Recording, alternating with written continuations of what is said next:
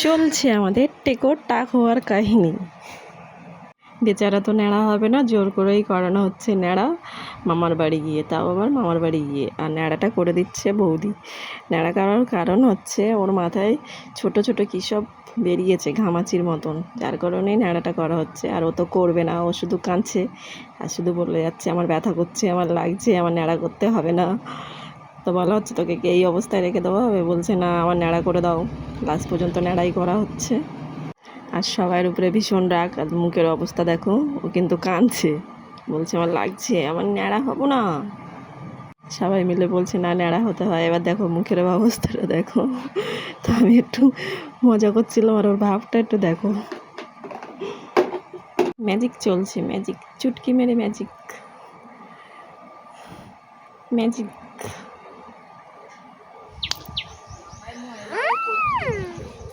আর এটা বাড়ি চলে আসার পরে চুল উঠে গিয়েছিল। আর এই যে এক সপ্তাহ পরের ভিডিও এটা। দেখো এখন কতটা হাসি খুশি, এখন 32 পাটি বেরিয়ে যাচ্ছে।